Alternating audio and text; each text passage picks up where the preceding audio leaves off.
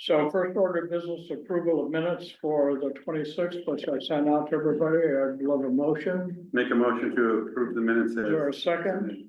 Is there any discussion? All those in favor, say aye, raise your hand and jump up and down. All right, thank you very much. The next item has to do with Article 44. At the public hearing we had, there were a number of questions and stuff that came up. One though that I didn't handle very well. We talked about the fact that the parking regulation was when one business changed to another, but there was no increase in the size of the footprint of the building. And the woman asked, where is that? And I said, it's in zoning regulations. Subsequent to that, I wrote to Elizabeth Hughes, who said, no, it's not.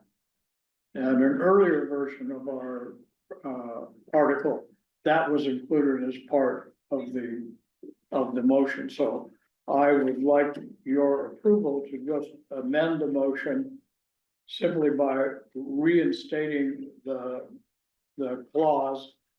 And I'll just read it to you. So the motion would read Section 4.2.3.5 in commercial districts, a change in use from a permitted business use to another permitted business use that does not increase the square footage of the building shall not be required to provide additional off-grid parking. It's the phrase, does not increase the footprint of the building.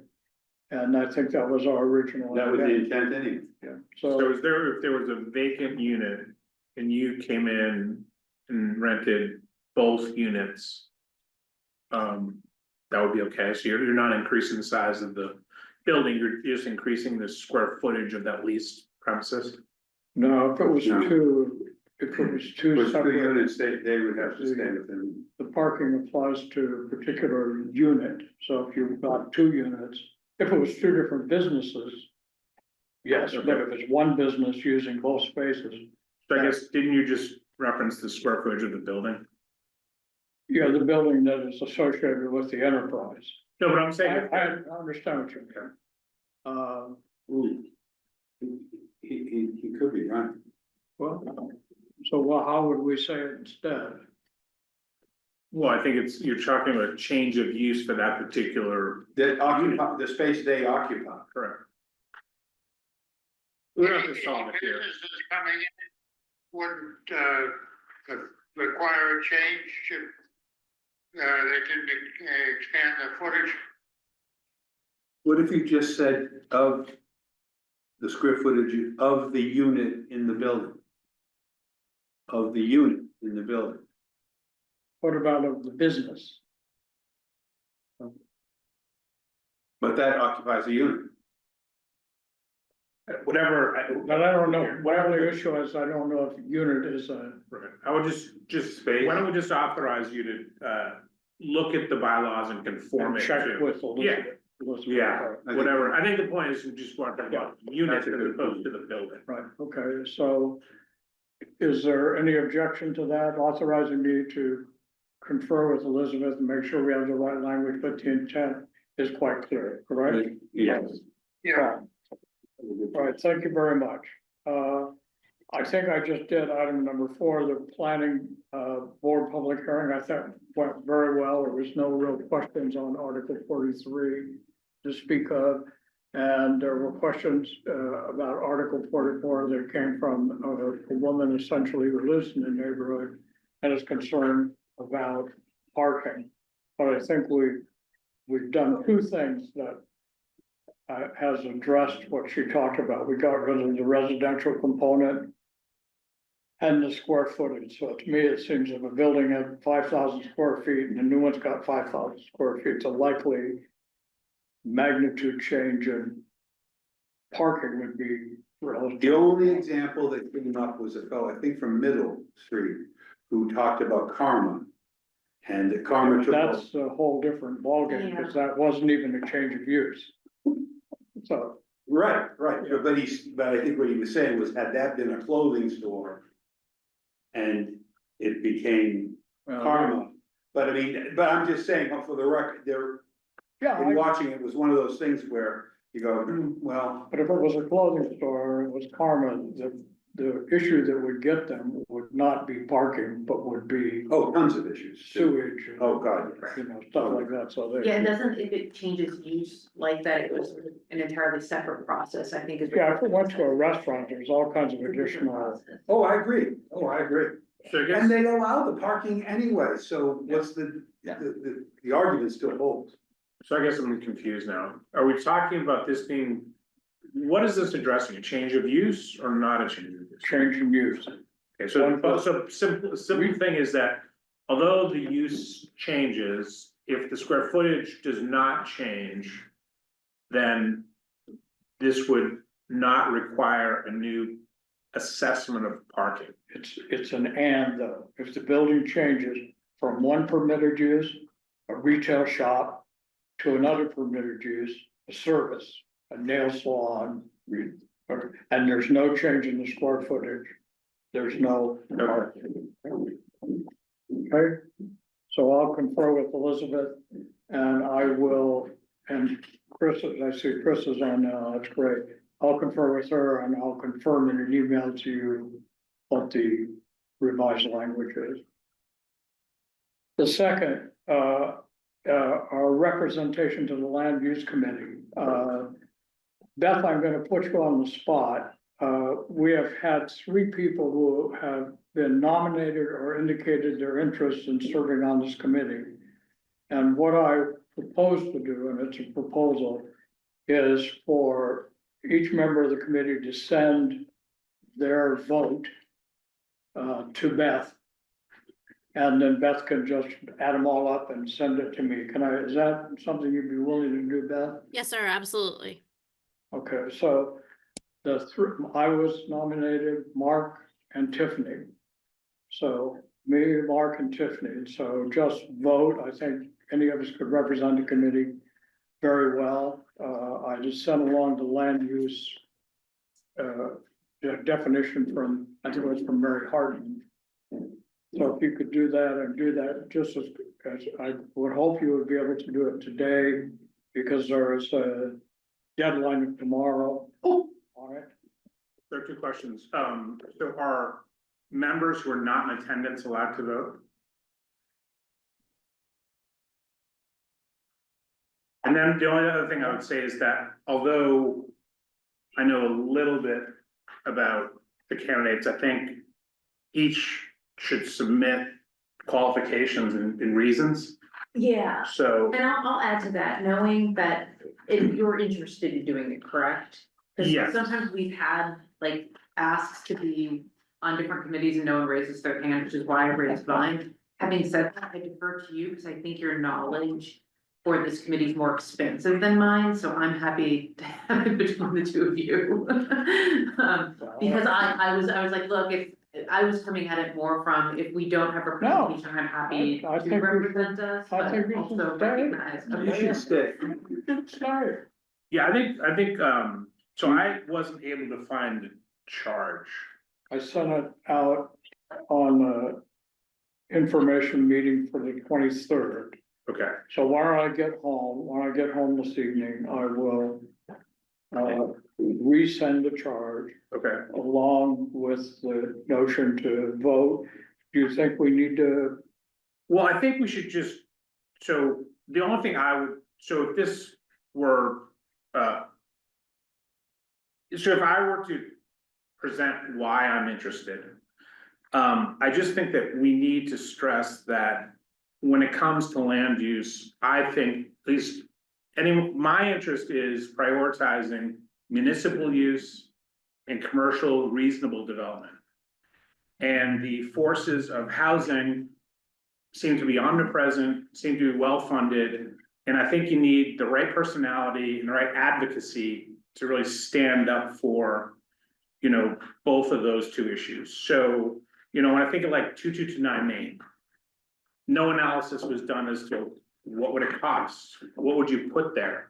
What would the return on investment be? We can't have people like that on this committee. So for me, it needs to have some people who've developed land, people who understand construction, people who understand sort of the legal world, to come up with, I think, real case studies to say, rather than, hey, if this would be great, we're gonna put indoor soccer and it'd be great to put it on the shelf. No. The town doesn't have the budget for it. We've lost that. And so for me, it's a philosophical, I think, and maybe I don't understand the charge, but for me, that's why I'm interested. And again, I continue to pound away at needing a 5 to 10 year capital budget. And I keep getting pushback. I can't even find the capital budget, which is at 370 million. And I've been told, oh, that wasn't right. Well, yes, it was. And now we have a capital budget of 91 million, which doesn't have a penny for buildings. So, you know, we authorized 50 million last year. We're gonna have 27.5 this year. Someone's gotta figure out what the priorities are. And so for me, you need to meld sort of a capital plan with the land use to prioritize what we can afford and make sense. And right now, no one's doing that I can see. Well, I think that's why they're trying to get this land use committee. Uh, My interest in it is making sure that we are carefully thinking about what the needs of the town are going to be and are now, so that we can try to accommodate what we can going forward. My problem had always been, even on the select board, is an issue would pop up, try to deal with it, go over to some other issue, we try to deal with it. And we rarely got a comprehensive plan that allowed us to look forward 5 or 10 years. right, And you're right about housing. Over the last X number of years, it's gotten a lot of traction.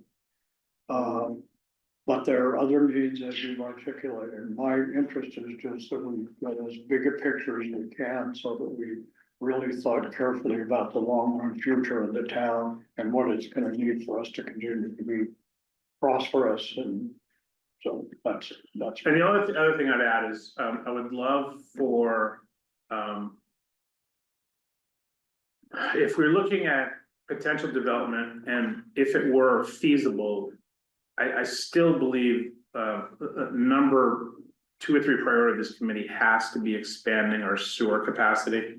Yeah. So if there's land, and even if it's gonna cost, just pick a number, $20 million. We spent 20 on solar, we spent 50 on water, we should be spending 20 on.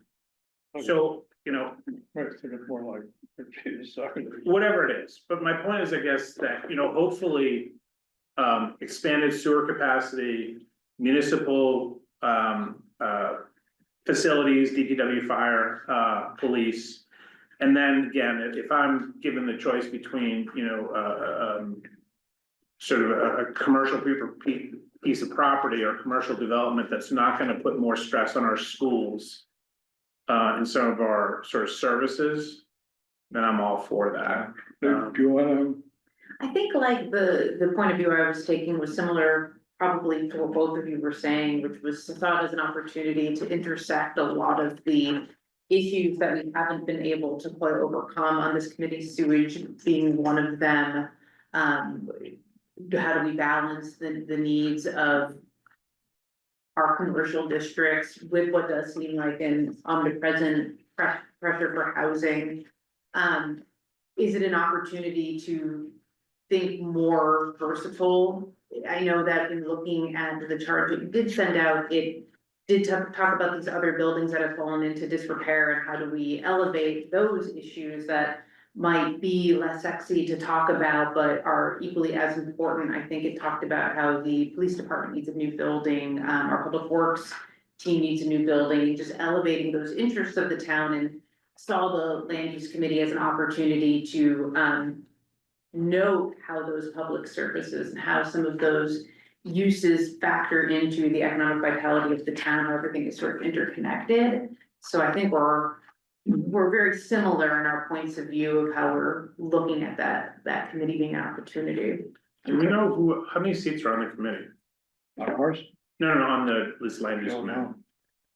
I don't. Because my understanding is that most committees are, appointing representatives of those committees rather than just being a whole cloth committee. Yeah, this is a Technically, it's representation. a working group, and it expires after a year. That was what I read in it. She doesn't say in her note. I don't know if that makes a difference in terms of terminology.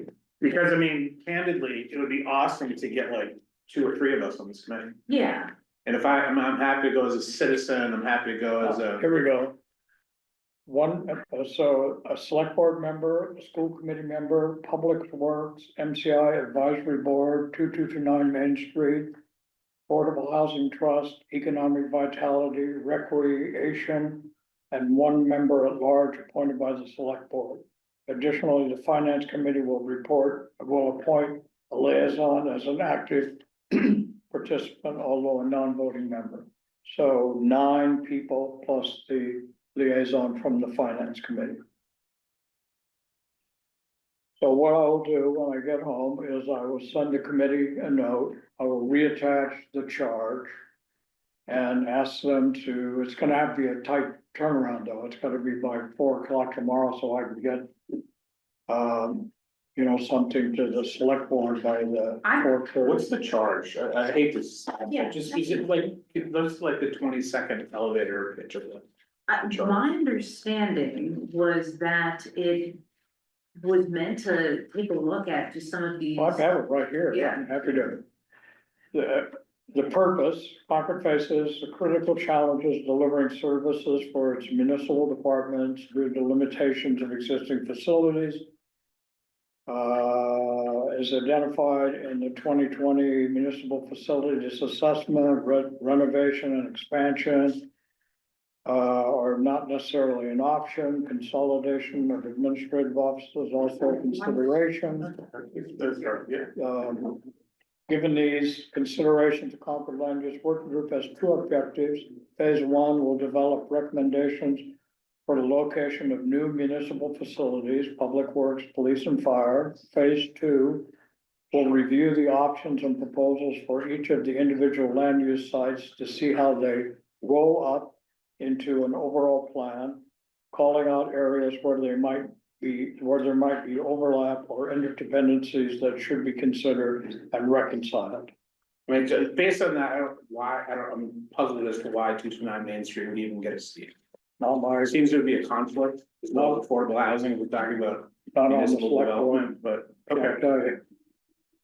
All right, so we'll do this and the deadline will be 4 o'clock tomorrow. Beth, you're around to handle that? All right, now send it out to all the committee members. The only thing I will remind you not to do is to discuss it amongst yourselves. So we'll be in violation of the open meeting law before we know it. All right, thank you very much. We also had a request from John Boynton, which I also sent along to you, for information from the MCI Advisory Board. And, what I would like to do is ask you, as we're not gonna make the deadline for this, but we'll get it to John as quickly as we can. Please review it, and if you have any thoughts or comments that you would like incorporated, please send it to me. What I'll try to do is put a draft together that we can review and then get off to John Boynton. He's also, when I responded to John, thanking him for the opportunity to do this. He said it might also be a good idea to ask one of them to come visit with us in our committee. To talk about what they're doing and hear our input on that. And I said, that sounds like a good idea to me. If it's a good idea to the committee, I'll reach out to John and see if we can get somebody to come. I don't know whether it'll be Bay or June, but one of our meetings. I think it'd be a good idea to have one come talk to us. Does everybody this have the for- open house? There's an open house tomorrow. Does everybody have that on their radar as well? Say it again, Beth. The open house for MCI is tomorrow. Right.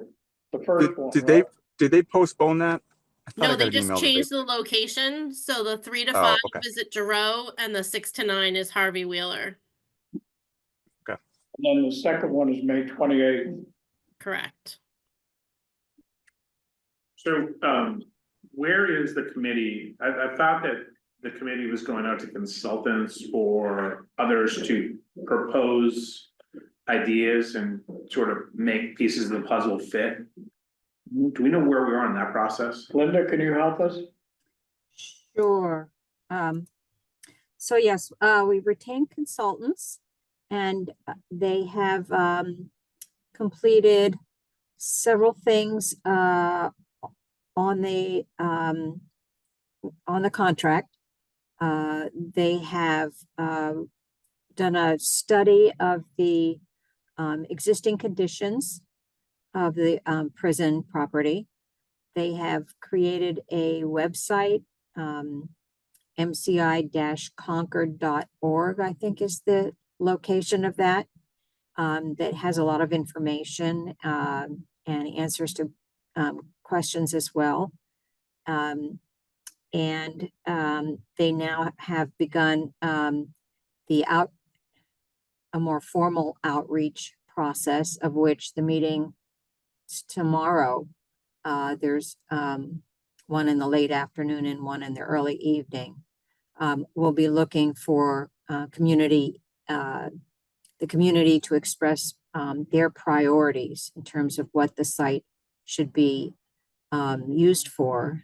And then they will take that information and create for the next meeting a number of scenarios for people to review and give their feedback on. So that is what's going on there. So I guess my question, Linda, is, is there any step in the process where someone from outside of Concord looks to see what's worked in other communities and actually comes up with ideas that I suspect people at these workshops won't have, to give people sort of like what the possibilities could be from a planning perspective? I think that's what the scenarios will be. Okay. So they'll use their expertise. It's actually 6 different consultants that will look at everything from landscape to overall planning.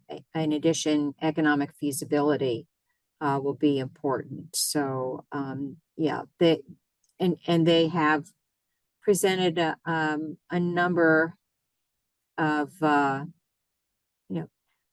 we haven't gone a lot into comparables, but they have a background in terms of land use, planning, urban planning as well, and so have some familiarity between themselves, and then also have been coordinating with DCAM, who is the state organization that has also, They're the owners.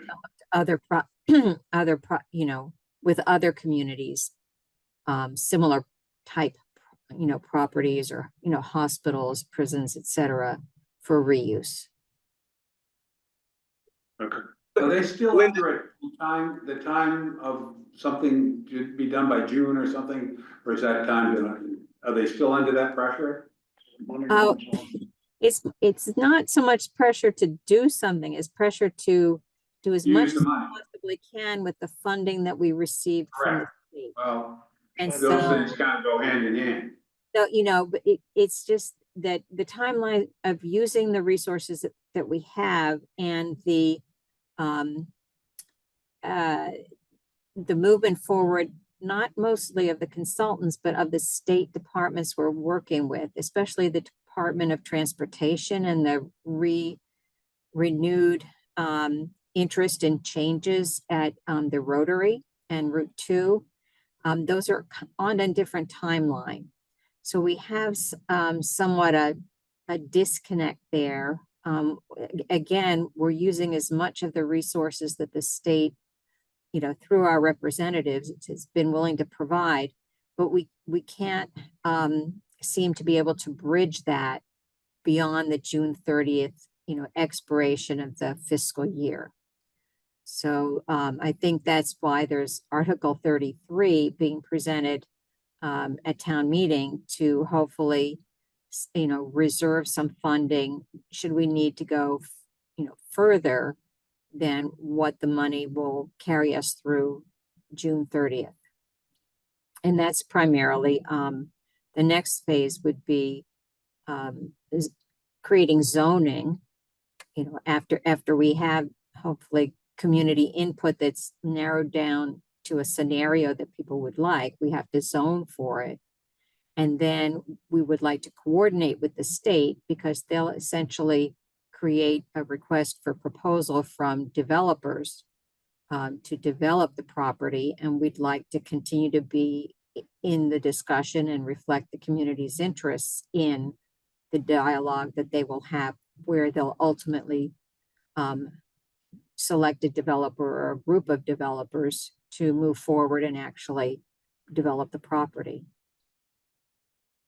Linda, will there ever be a sort of, I understand like a feasibility study is one thing, but is there ever an impact study? So for example, with MBTA overlay, with the 240Bs, with MCI, is someone actually gonna do the math to say, all right, you just brought in 1,000 units, just pick a number, 600 units.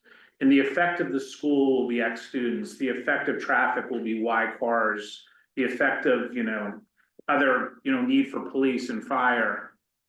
Who does that? That should be that is in the requirement for the economic feasibility. The economic impact is part of that. Yeah.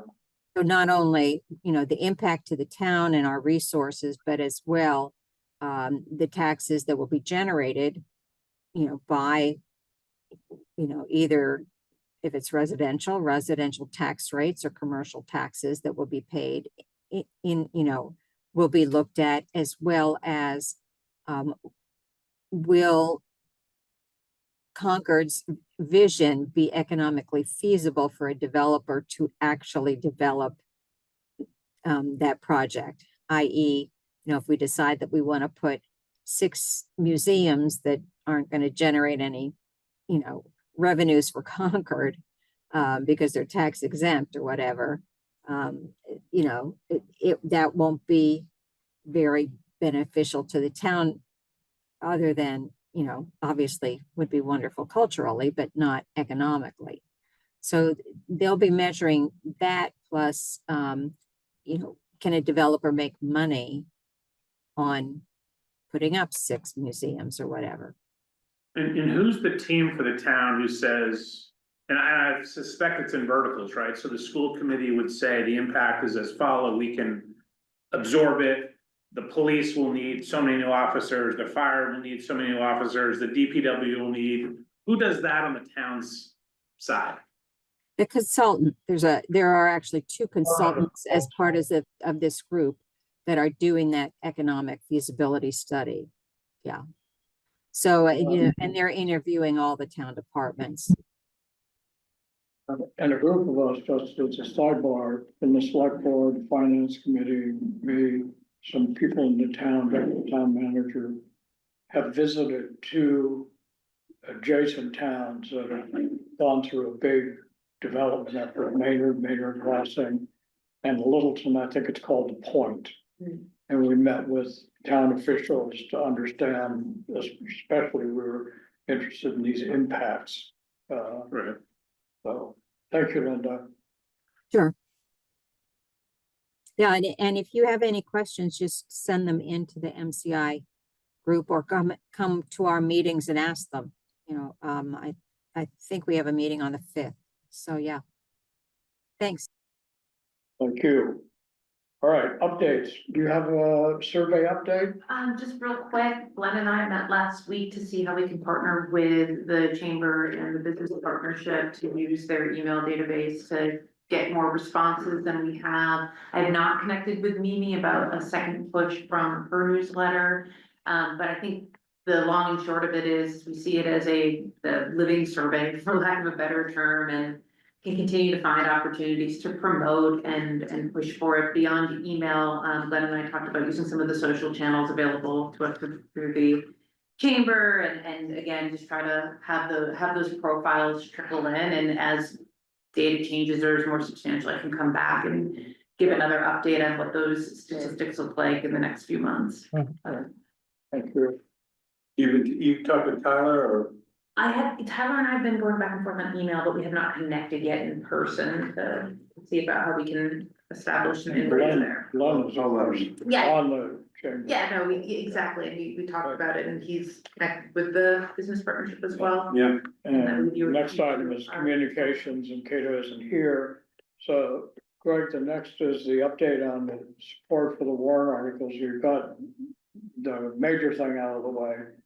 But we have to set up a schedule, I think, to go visit some committees. yeah, Um, okay. so we can, we have to go visit the planning committee again. Linda, I don't need to bother you again, but do you guys have a date for when you're planning to vote on the various warrant articles for support? We have a meeting, right after this, where we're gonna be discussing the articles. I don't know, I don't know if we'll actually vote on any or all of them or not, but they will be discussed and potentially voted on. Well, another meeting and I won't be able to be there, but could you, on committee's behalf, let them know that there's going to be an amendment to our Article 44 article that has to do with square footage of the existing facility. So perhaps they could postpone voting, if not discussion on that, until I've had a chance to speak with Elizabeth and we get the language squared away. Okay, I'll be glad to reflect that. Thank you very much. And I just want to, suggestion, I think that, don't we have an article with, you was talking about, the ancillary use? Accessory use? Yeah, accessory use, it was the retail, bringing retail into the industrial. That's 43. Yeah, so for me, like, that was a simple, sort of case study, it was like the beer company selling T-shirts. Yeah. Is there a simple, push for this article? I mean, do we know of businesses that weren't allowed to come in, or do we think that the traffic studies and the bureaucracy is pushing people away? Is there a reality or a real case study that would persuade people who may not know anything about this to say, yeah, that's a no-brainer? Only anecdotal, though, would you have that kind of. We always hear that Concord is a long process for getting permits to come into town to do business. And this is one of the ones that, I don't know if it's the most expensive, but the one to me that makes the least sense. Mark wants to come in. Mark, you have to find 10 parking spots. Good luck to you. I mean, Yeah, do you even spend the time? I mean, the coffee shop, Nehru's. Imagine if that was Joe Nehru, there's no way an individual could have ever gotten that permitted, wouldn't have the horsepower. yeah, I Exactly. My understanding, But they- my understanding of that Main Street building was that they never had parking, everyone knows they have no parking. That's the None of whole you- idea of Right. 44. Right, so when you come in, we don't talk about parking. But because it you doesn't have exist. you have to get a waiver of it. Right. And to get a waiver, you have to do a study. Okay, And so the study costs money and takes time. And so I think that's what we should focus yeah, on. that's what we are focusing Okay. on. And the only opposition that we've heard, as frankly, that my recollection, has been from folks who live near the downtown and are worried. Well, And you had one other. to correct, no, I've had a bunch now. Oh, yeah. Oh, But it's all because I think we got off on the wrong foot because we had residential in there. So, once you make up your mind, it's hard to change your mind. So you say, no, residential is taken out. This idea of the same space, I think is a minor issue compared to that residential. yeah, no, the residential was a big one. Right, and that's off the table, and to communicate that out. And by the way, Glenn, it would be really nice if the chamber would write a letter of support to the select board. Well, that's the kind of campaign, As the- we should be going to the partnership I've been, and. I did that. Do we have are they willing to stand up at town meeting? I'm gonna find out next Wednesday. When the board- Somebody from we should go to the chamber, or Glenn, you could be our representative and ask for their support. Right, And see if somebody will stand up at town meeting. and I've talked to commercial brokers that are in town or ones that have experience in town.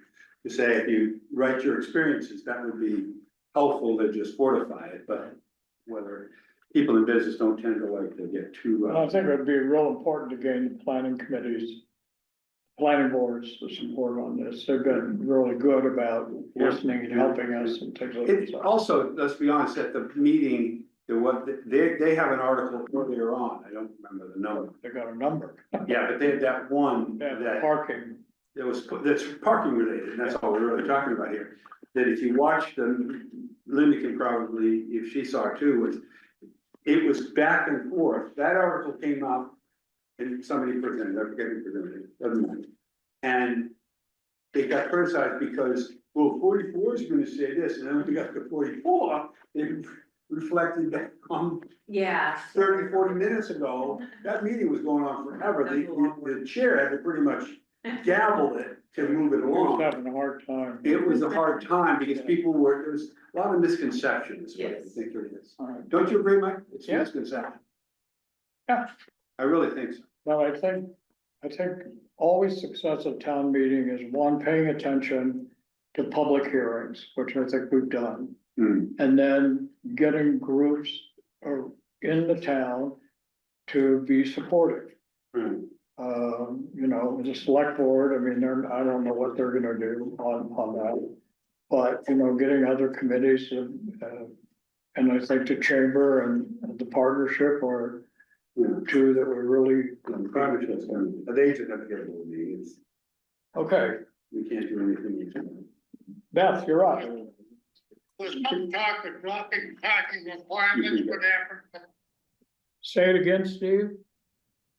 some discussion about, eliminating parking requirements. Is that Yep, happening or what? that's Yeah, 44. That's our Article 44.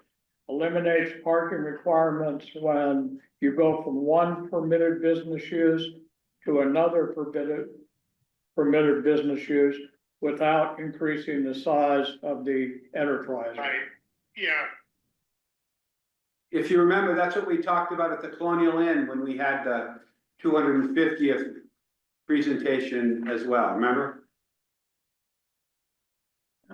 yeah. Okay. All right, Beth, let's have your report. Sure. Well, we're on the other side of Concord 250's main event. It was an incredible success. I have to say, I've been doing this for 30 years, and this is the second largest event I have ever done. The first was a very long time ago, and it was on Boston Common, and it was opera. So very different, but still large crowds and lots of other stuff. So I'm incredibly proud of the intermunicipal agreement, the staff, the hundreds of volunteers.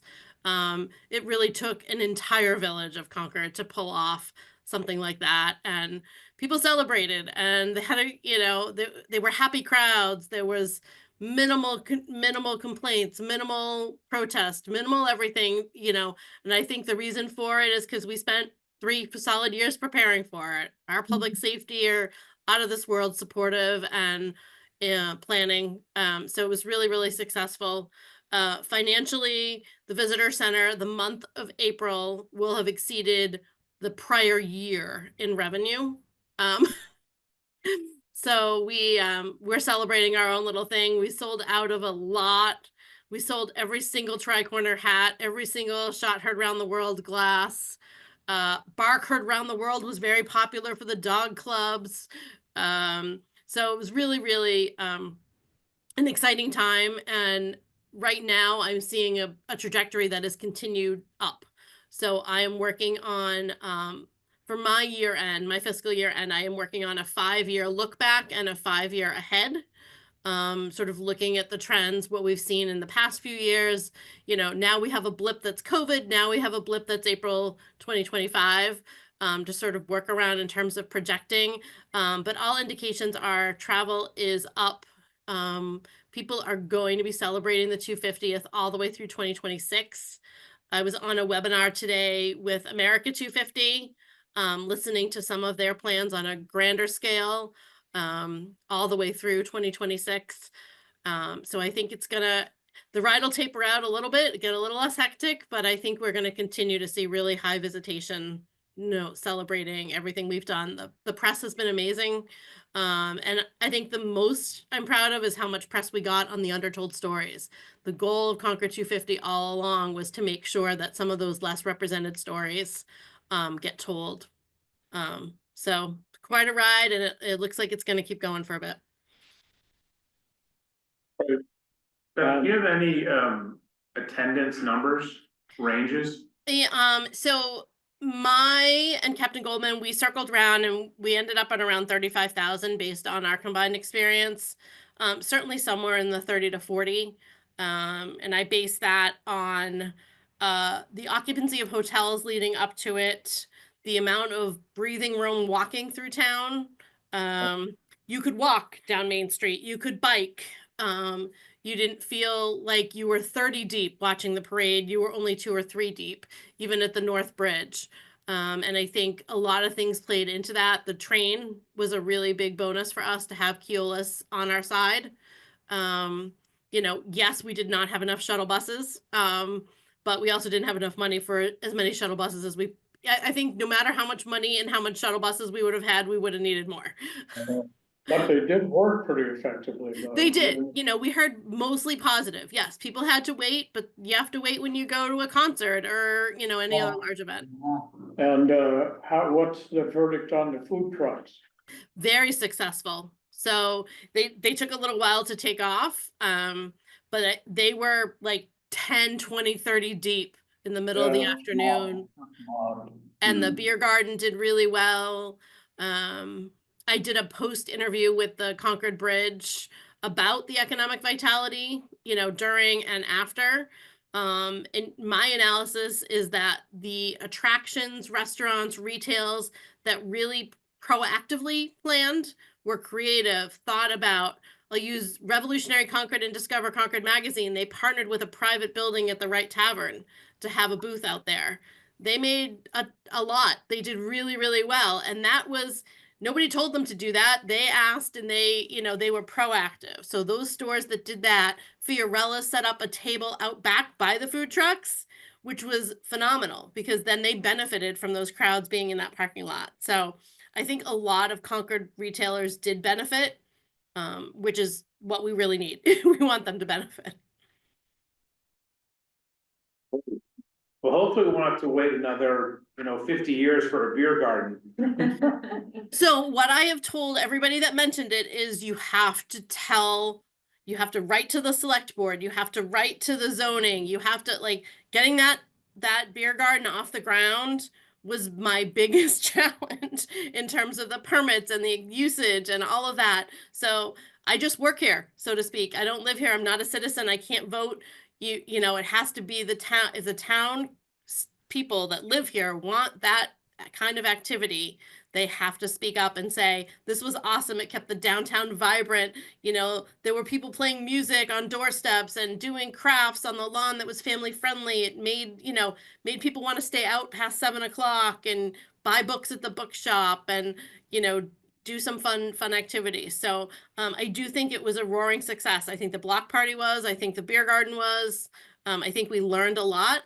And somebody already let me know they purchased Concord 400, which is only 10 years away. So we don't have to wait 50 years for another celebration, but I certainly would love to see some kind of a downtown pedestrian only a couple times a year. I think it would really add to our offerings. Maybe we could expand on Ag Day. I mean, that's shuts down part of the town. I remember when they first did Ag Day, first couple of years, they also had a big, I don't know what it was, over at the police station, where they had trucks out and cop cars out, and the kids could climb all over. Oh, a touch a truck. Yep. And the chief got a dog sniffing or bomb sniffing dog. I think he borrowed it from the MBTA and had a kid hide a fake bomb. And then the dog could find it and knew what he was doing. Yeah, there's lots of opportunities. The message of contacting the select board and everything about wanting beer gardens, everything follows directly with my argument on the parking. it's the residents and our neighboring town people that come and use our businesses, the businesses. That's the only way the business survives. Yeah. So if you wanna have vibrant businesses, you gotta make them profitable, and you're not gonna get them. Yep. And one of the ways is to stop incredible, Yeah. expensive permits. Just one more question. Beth, do we have numbers like how much beer or alcohol was sold and what? Is that subject to the meals tax? Is there sort of a direct connection there back to Concord from a revenue perspective? I don't know. I have not gotten a final report from Anthem. They have a lot of work to do post-analysis on a lot of things, but I'm sure they could give us how much they sold. And they also gave back to the Right Tavern because they used the Right Tavern's property. They had an agreement to give a portion back to the Right Tavern. So I don't know that the beer garden being an outside vendor, I think it might be treated like a food truck in terms of the revenue doesn't come in here other than like what they paid in permits. But I am not 100% on that. I do know that all of the restaurants that stayed open that are Concord restaurants, like the Colonial Inn and Fiorella's and Main Street Market, we are going to see an increase because they did so well. Yeah, I wonder if meal tax from the food trucks, so. Yeah, we I don't get don't that. know. I feel like we had a conversation at some point about whether, Yeah. but I don't remember the answer. But I think that we could do a beer garden, the Colonial Inn could do it, Fiorella's could do it. Yep. There are Main Street in theory. So there are a number of vendors who, if we made it economically attractive, we could have a similar benefit. Concord Market Building. asked about doing one. They were another place, and I think you could use their parking lot and have one. And there are definitely options that if there's interest, especially if it comes within the community, it's gonna it's a much stronger case. Like having no outside vendors this year, we prohibited any hawkers, peddlers, like the carts. I think that made a enormous difference to the feel of it. There wasn't somebody trying to sell you a $10 plastic rifle. Mhm. That was a good. Well, a meeting announced last month about the first Thursdays or first Fridays events they want to launch in June. Yes. And I know that's primarily going to be here in Big Concord downtown. Center, and maybe that's an opportunity to test out with some of the local vendors. Yeah, Yeah, great. I think so too. And Dave Anderson bought a food truck, so now we have another food truck in town. Yeah. all right, thank you very much. Sure thing. Mimi is away, so the next item on our agenda is public comment. So if you have a comment you'd like to make, please unmute yourself and we'll be glad to hear from you. Carla, your hand is up, so please go ahead. Thank you, Carlin Reed, 83 Wits End, member of the Finance Committee, but speaking on my own behalf, Mark, I'm glad you asked about the meals tax, and Mike, I want to follow up with you on that. I'm really interested in seeing what the net difference was because of Concord 250 from a town revenue standpoint, because I'm, of course, working on the budget. We'll be looking at it on the town's budget on Thursday night, and there's no specific change that says Concord 250 revenue type thing. It'd be a nice little present if there is something, but I don't know if there is any kind of information about that. That's it.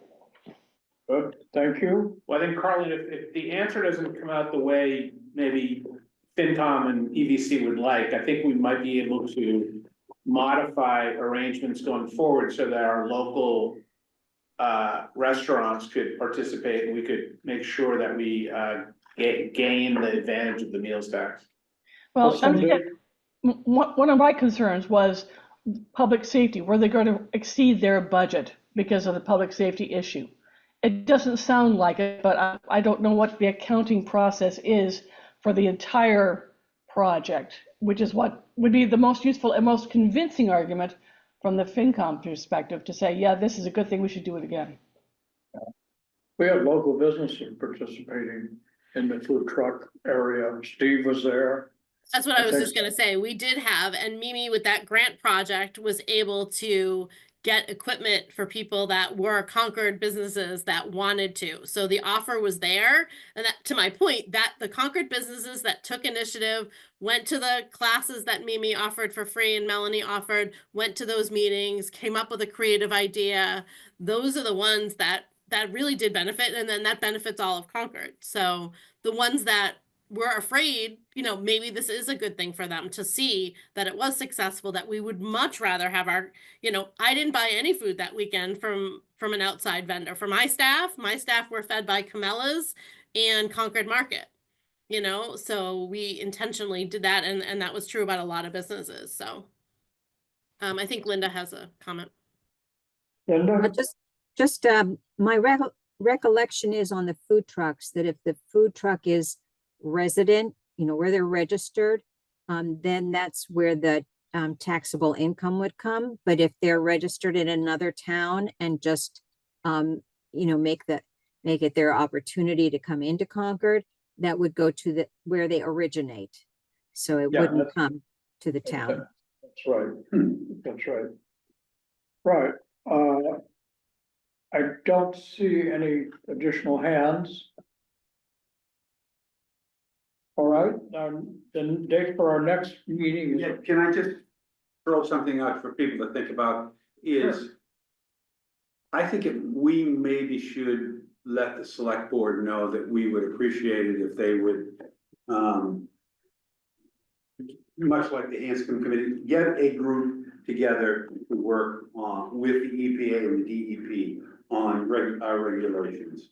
From a political standpoint, with a select board person leading it, and if they need a staff member or two, and just start talking to the senators and stuff, and yet it just seems like we're gonna go nowhere. Nobody's gonna do this before town meeting, but, you know, get thinking about this problem as a real problem going forward, rather than that we're all doing it fractional, you know. And do it in a more cohesive way with, you know, that person is leading that, and I've talked to Senator and, you know, or the EPA, and this is why they won't let us, and how can we work around it? yeah, we've got representatives that are very, very responsive, so. Yeah, well, it just, we're doing it in a way that is gonna take 10 or 15 years. All right, Mark, And then, I'd like to, hopefully, whether it's next meeting or the following meeting, I'd like to have some sort of agenda item to, review goals and priorities for our economic vitality manager, and to, stress the importance of that position. Because I think that's, I've been to a couple of FinCom meetings, it's been questioned, some select board members have asked me questions, so I think there's some really good stuff being done, and I think maybe it's a marketing or presentation issue. But I do remember that, you know, when Mimi came in, there were 18 goals, and I think 18 is probably a little bit too many. Maybe we can focus on like 4 or 5 for a year. And just really start accomplishing those specific tasks, and then maybe roll over. But I think putting this committee's support to that position is important, both from the select board level as well as the town manager level. yeah, well, we talked earlier, and we'll get that on the agenda. So Mark and Mike, my little tiny 2 cents to that is that Mimi does not have a general fund budget. Her Doesn't. salary, Mimi does not have a dedicated budget in the general fund. I will just Yes. leave that out there, leave that there, Yeah. but I just want to call attention to that when we talk about, like, as a committee, how do we support that role? That would be something that the committee could decide to make a comment on, is what would funds that went to that position be used for? Right now, her salary is covered, but she does not have a dedicated general fund. Like, I have a general fund and a revolving for my division, but she doesn't have that. Yeah, so my observation would be a little bit different. My observation would be that it seems to me like Mimi has a lot of masters, and she's spread thin, and she's being dragged by a number of different sort of areas. So I would like to just focus on what the EDC's thoughts are regarding more near-term priorities and returns that we can show the community, the select board, the FinCom, as to how valuable we think the position really is. And how to improve it in the future. Is that a way for us to focus the discussion, and that is for the committee to be able to articulate what it believes she should be spending her time doing that would have the biggest impact? Yes. I mean, I think that gives us the opportunity, if that's what we think, that gives us the opportunity not only to make sure Mimi hears it, which is fine, but also then articulate that to other parts of the community, to the town manager, Yes. Well, to Megan, Well, Megan's, yeah. Mimi's Her boss, direct and boss. then Megan's boss is, Carrie, so I'd like it sort of communicated. but I mean, I think if we approach it by saying, all right, we have this person, she's a member of our committee, she's also a town employee. What do we want, what do we think Mm. is the best use of her time? And then be able to communicate that not just to her, but to her boss. Sure. And to the select board Yeah. and finance committee. That seemed like Is the committee structured that they can give that direction, or is it? they can't give really for direction, her they can answer? give input. I Okay. mean, we're So we not probably part of, wanna invite we're not her part of in the rather than command you. structure. Yeah. Well, that, would that also require, Hold on, Steve, go ahead. Yeah, I think that's a good way to go about it. Okay, Greg? would that, just thinking it out, would that require us to sort of talk with Megan? Invite Megan to a meeting Yeah. and discuss it, because she may say, yeah, well, those are really good ideas, guys, but Thanks I very got much. 42 over here. Yeah. Well, that's her problem. I mean, No, but at least then you say, okay, which ones fit, which ones don't fit, and we have aspirations that aren't gonna be met because we're told and she doesn't And I have the think time to do them. we've had this discussion before about what Mimi's priorities are and where, and I feel like there's two separate lists she has to go through, which is the ones that we've set and then the ones that are set for her by her boss. And I think that's where having her boss there, it's like, can we find consensus on where those two lists intersect? We're basically gonna ask Megan to please add a few of these things to her Right, list, is right. what we're doing. They're not new, we're just having her focus.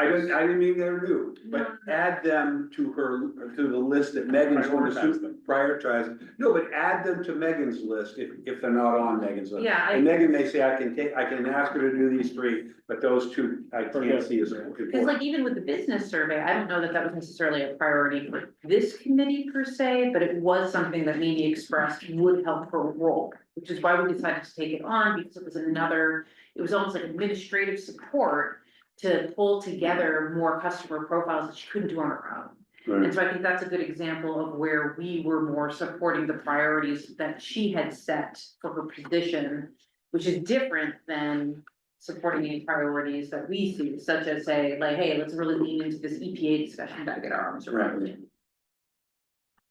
well, to me, the first step is a discussion in this committee with Mimi here.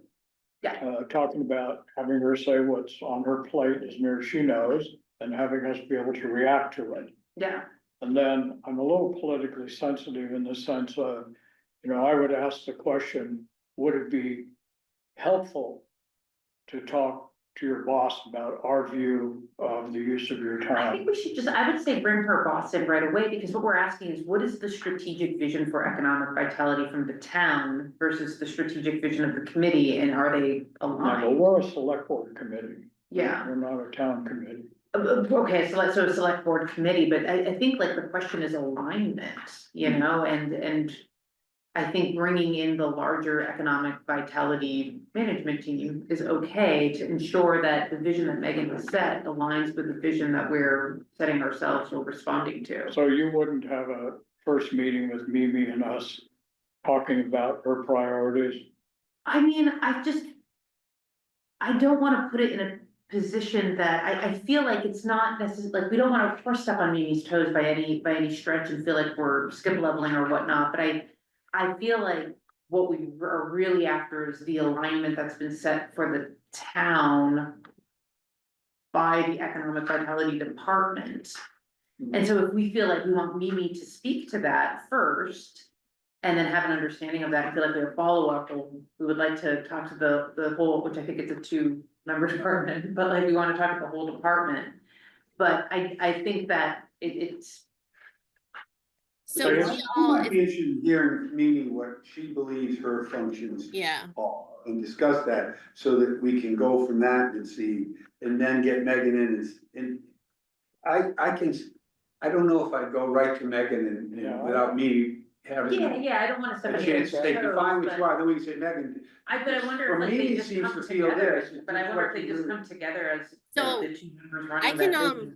I can also tell you that in terms of the like directives, so right now Mimi and I both report to Megan. So as a team, what we did this year when we went through our staff review process, that has all been redone. And one of the things that each employee had to do was take the select board goals and Mhm. identify tying directly to those for our job performance. So Mimi will have a document, I have a document, Megan has a document that says, here's our goals, our stretch goals, our, easy goals, whatever it might be, right? And how they tie directly to the select board.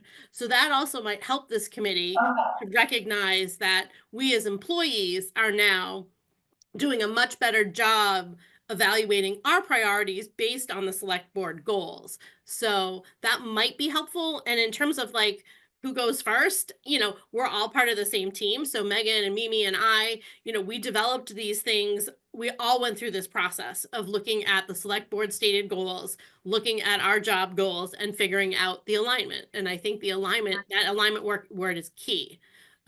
Because we took our directive from the select board goals, which is the same directive this committee took, so I think hopefully there is an alignment, so if that helps to add a little context there. Thank you.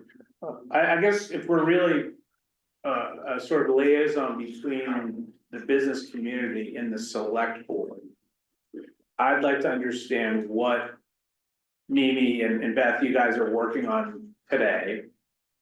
And then bring it back to the business partnership and the chamber and walk around town and talk about it. And get the business feedback. And then for us to then say, well, gee. We think X, Y, and Z should be prioritized for the coming year. I don't know, I have some idea what the select board goals are, but if I think about concierge service, streamlining zoning. Connecting prospects to landlords and filling dark spaces, I'm not sure that fits in a select board goal. Yeah. It may. Well, how about at first, Beth said that you and Mimi both have gone through a process of identifying your goals and aligning with the select board. Why don't we have that be the starting point? Yeah, definitely. Let's hear it. Right. If you did it, let's hear it. Can we hear it? Is that okay? Okay. Yes, of course. So why don't we have that as the first step? Let's hear what these are, and we might go, Yeah, you're on target, yeah. Well, and it's an annual process. So we just had our check-in meeting because our annual goals end June 30th in terms of like merit pay, stature and stuff like that. So my goals are due to be complete June 30th. So I met with Megan in April and she had to give a report to the select board or town managers, maybe Carrie, that said, okay, these are my employees' goals. This one they've reached 50%, 75%. So we just had that conversation. So if we do give you like a presentation, we'll be able to say, okay, these are the goals we said about last summer, whatever, at the beginning of the fiscal year. Here's the ones that we've achieved. Here's the ones that are in process. Here are the ones that we think are really stretched. We might not do, kind of thing. What about goals for the next fiscal year? Those have not been set yet.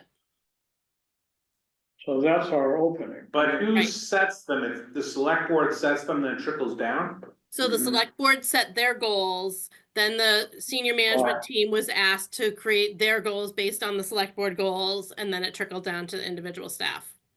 But it does give us the opportunity to suggest to the select board some alterations on the goals. Yeah, so they'll probably Absolutely. go through the same process, they'll elect new officers in, right after town meeting, and then usually goal setting is.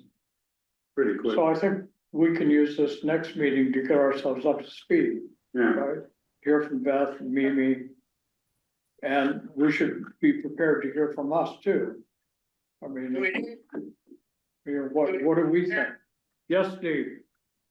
do we need to back up a step? I wonder if the, goals are set in response to a previously, enumerated outline or something that they're trying to fit into, that maybe that's where we need to start.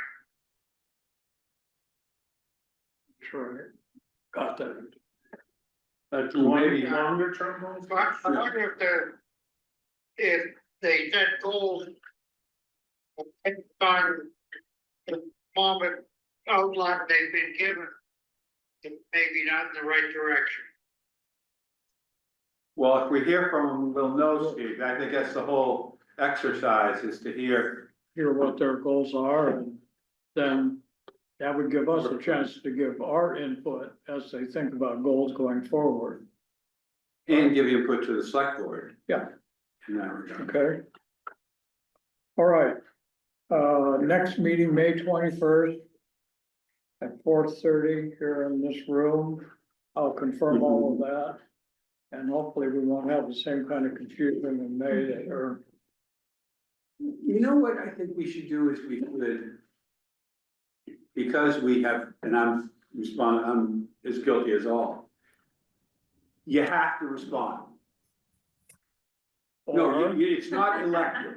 You got, or we shoot, I don't know, you don't get to go to the beer garden next time you're in the beer garden. You lose your beer garden permit. But you know what I mean? So we don't have this, you know. At least then you focus and say, yep, I can make the 29th, and you. Yes. well, Mike, I'm on. the remedy, which I'm not suggesting or anything, but the remedy is that people are continuously unavailable for meetings. Yeah, And are not willing to respond, we just ask them to step aside and let's get somebody else yeah, involved. yeah, true. You know. Mike, could you also, and maybe this is a Mimi thing, send out a calendar invite? Cause I just realized John Boynton's were still on mine from 3 years ago. So I don't know if that's helpful for anybody else, but I find if it's on my Outlook calendar, it's almost like a reminder. That's how I got mixed up between the Tuesday and Wednesday, full disclosure. Well, maybe Mimi knows how to do that, but I. It's a pretty small committee, and we would, you know, saying, thank you, Mike, or whatever, to, you know. Well, you know, I think the other thing I can do is why don't I just independently talk to some of the committee members and say, look, you still wanna, You still wanna dance or not? dance or not? It's okay. All right, so, Motion to adjourn. all right, thanks, everybody, I appreciate you being online.